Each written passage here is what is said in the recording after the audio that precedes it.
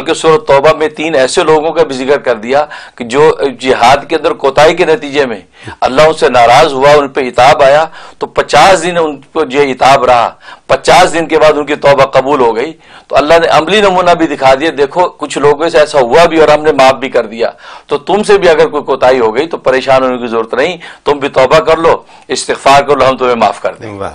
اس لیے نبی پاک صلی اللہ علیہ وسلم نے اہل ایمان کو استغفار کی بڑی فضیلت بتائی کہ شب و روز انسان جب عمل کی دنیا ہے تو عمل کے دوران انسان جو جائزہ لے نہیں سکتا، بعد میں جب جائزہ لیتا تو افسوس ہوتا، تو کرے کیا؟ تو مایوس نہیں ہونے دیا بندے کو، کہا کہ استغفار کرتے رہو گے تو دانستہ نادانستہ ساری کوتاہیاں اللہ معاف کرتے رہیں گے۔ تو سورۃ توبہ جو ہے وہ توبہ کا دروازہ کھول دیا، اور توبہ کا معنی ہوتا ہے رجوع کرنا، تو گویا کہ اللہ کی طرف رجوع کرنا۔ تو بندہ اپنے گناہ ندامت لے کے اللہ کی طرف رجوع کرتا ہے کہ اللہ مجھے معاف کر دے، اور اللہ اپنی رحمت لے کے بندے کی طرف رجوع کرتا ہے کہ اس کو معاف کر دو،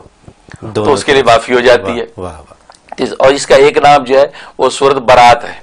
کیونکہ توبہ بھی اس کا نام ہے، کیونکہ اس میں توبہ کے حوالے سے 3 لوگوں کا ذکر ہے، 3 صحابہ سے جو کوتاہی ہوئی ان کی توبہ پھر معاف ہوئی۔ اور اس کے علاوہ جو ہے سورۃ برات بھی اس کا نام ہے، کیونکہ مشرکین کے مکہ کے ساتھ جو معاہدے ہوئے ہوئے تھے انہوں نے معاہدوں کے اندر جو ہے زیادتی کی، عہد شکنی کی، تو اسلام نے پھر یہ اعلان کر دیا کہ اب تمہارے سے ہمارا کوئی معاہدہ نہیں ہے، 4 مہینے تمہیں ہم مہلت دیتے ہیں، 4 مہینے میں اپنے آپ کو سمیٹ لو اور جناب یہ معاہدات کی بات ختم۔ تو چونکہ برات کی یعنی یہ ذمہ داری ان کی اب ہماری گردن پہ نہیں ہے، اور اہل ایمان کو بتا دیا کہ ہم اب تمہارے معاہدے سے بری ہیں، اب ہم آزاد ہیں۔ تو چونکہ اس لیے بری ہوئے تھے تو اس لیے سورۃ برات بھی اس کا ایک نام ہے۔ تو اس طریقے سے یہ سورۃ توبہ اور سورۃ برات، اور عجیب بات یہ ہے کہ یہ بغیر بسم اللہ کے سورت شروع ہوئی ہے۔ اچھا، اس کے شروع میں کلمہ رحمت بسم اللہ الرحمن الرحیم نہیں ہے۔ درست ہے، میں نے آج سنی، آج میں نے پڑھی، بالکل صحیح، بالکل اس میں بسم اللہ نہیں۔ بالکل صحیح۔ اس کی وجہ یہ ہے کہ اصل میں بسم اللہ الرحمن کلمہ رحمت ہے جی، اور کلمہ رحمت ہے تو اس کا مطلب آگے اللہ کی رحمت کے مضامین سٹارٹ ہوں گے جی، لیکن یہاں اس کے سٹارٹ ہی برات من اللہ کہہ کہ اللہ اور اللہ کے رسول کی طرف برات کا اعلان ہے، گویا کہ کلمہ غضب ہے۔ تو یہ ہو نہیں سکتا کہ کلمات پیغام غضب کا ہو اور شروع اس کو رحمت سے کیا جائے، تو اللہ نے کلمہ رحمت نازل ہی نہیں کیا۔ کیا بات، یعنی یہ اس کے اندر ایسی یعنی مطابقت رکھی، ایسا میچنگ رکھی کہ اس لیے ایک بڑا جزیہ ایک یاد آ گیا کہ فقہ نے لکھا ہے کہ جب جانور ذبح کرو تو بسم اللہ الرحمن الرحیم پڑھنا جائز نہیں ہے، صرف بسم اللہ اللہ اکبر کہنا جائز ہے۔ کیوں کہ رحمان رحیم رحمت کا مضمون بیان کر رہے ہو اور گلا کاٹ رہے ہو، بالکل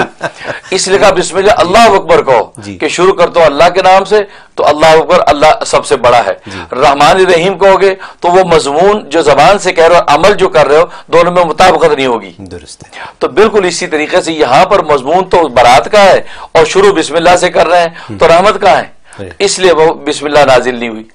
اور ایک وجہ مفسرین یہ بتاتے ہیں کہ سورہ انفال جو ہے اسی کے جو مضامین ہے اسی کی آگے تکمیل ہو رہی ہے، یہ اسی کا تکمیلہ ہے، کیونکہ اس کی آگے سپلیمنٹ ہے یہ سورۃ توبہ، اس وجہ سے وہ مستقل نہیں تھی، تو اس لیے بسم اللہ الرحمن الرحیم درمیان میں نہیں ذکر کی گئی۔ لیکن اصل بات یہ ہے کہ مضامین اس کے چونکہ غضب پر ہیں اور یہ ہو نہیں سکتا کلمہ رحمت سے شروع کریں، مضامین غضب کیوں، اس لیے اللہ تبارک و تعالیٰ نے کلمہ رحمت کو ذکر ہی نہیں کیا۔ اچھا، تو یہ مدنی ہے یا مکی؟ یہ جو ہے اس کی 126 جو ہے وہ آیتیں یعنی 129 اس کی آیتیں ہیں، اور یہ مدنی صورت ہے کہ یعنی ہجرت مدینہ کے بعد نازل ہوئی۔ ہاں، اور اس کے جہاں تک فضائل و فوائد کا تعلق ہے کہ اگر کوئی ایسی مشکل آ گئی کہ جس سے نکلنے کی کوئی راہ نظر نہیں آ رہی، اس کے لیے اس میں زبردست تاثیر ہے کہ اگر روزانہ اس کی تلاوت کرتا رہے تو اللہ تبارک و تعالیٰ چند دنوں میں اس کو اس مصیبت سے چھٹکارا دے دیتے ہیں۔ ایک یہ فائدہ ہے، اور دوسرا اس کا فائدہ یہ کہ عام طور پہ انسان جو مختلف دفتروں میں آفیسز میں کام کرتا ہے، کولیگز تنگ کرتے ہیں یا باس بڑا اکھڑ دماغ ہے پریشان کرتا ہے، تو اس کے لیے بڑی تاثیر ہے کہ اس کو اگر روزانہ تلاوت کر کے اور دعا کر کے جایا کرے تو اس کا باس جو نرم دل ہو جائے گا اور اس کے کولیگ اس کو تنگ نہیں کریں گے۔ اور تیسرا فائدہ ہے کہ اگر میاں جو اکھڑ دماغ ہے اور جو کہ ہوتے اکثر، تو میاں اکھڑ دماغ ہے، بیوی پریشان، اور خاص طور ہماری مشرقی بیویاں ہو تو بیچاری کس کو شکایت کریں،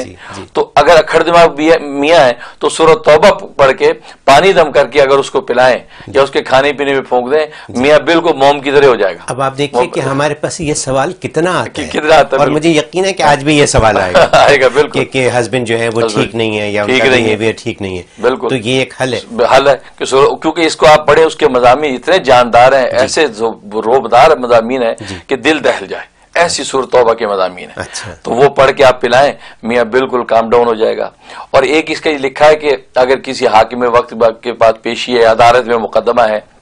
اور بہت خوف اور ڈر ہے, تو 11 مرتبہ اس کی تلاوت کر کے, اس کا ختم کر کے اکیلا پڑھ لے یا چند لوگ مل کے پڑھ لیں, اور یہ پڑھ کے جائیں تو اللہ تبارک و تعالیٰ اس میں بھرپور کامیابی عطا فرما دیتے ہیں. تو یہ اس کے بظاہر فوائد ہیں. تو اللہ سے دعا ہے کہ اللہ تبارک و تعالیٰ عمل کی توفیق عطا فرمائے. اور جہاں تک خواب کی تعبیر کا تعلق ہے کہ لکھا ہے کہ اگر خواب میں یہ تلاوت کر کے دیکھا یا کچھ اس کی آیات تلاوت کی یا سنا, تو اس کی بڑی زبردست تعبیر ہے کہ اللہ تبارک و تعالیٰ اس کو وہ مقام عطا کریں گے کہ لوگ اس سے محبت کریں گے, یہ لوگوں سے محبت کرے گا, اور اللہ تبارک و تعالیٰ لوگوں کی قیادت اس کو عطا فرمائیں گے. اچھا ہاں. اور ایک تعبیر اس کی یہ لکھی ہے کہ جو سورۃ توبہ اگر سنی پڑی تو اس کا مطلب ہے کہ اللہ تبارک و تعالیٰ اس کو نفاق سے بری کر دیں گے, اور نبی کریم صلی اللہ علیہ وسلم کل روز قیامت میں گواہ ہو جائیں گے اس کے لیے کہ یہ آدمی نفاق سے بری ہے, یہ منافق نہیں ہے, یہ سچا مخلص مسلمان ہے. تو نبی گویا کہ گواہ بن جائیں گے اس پر. تو یہ خواب کی اس کی تعبیر ہے کہ جس کے مطابق برکات ملتی ہیں. تو ہماری طرف خواہش یہ ہے کہ یہ سورہ ہماری خواب میں بھی آئے بالکل, تاکہ وہ فضائل حاصل ہو. واہ.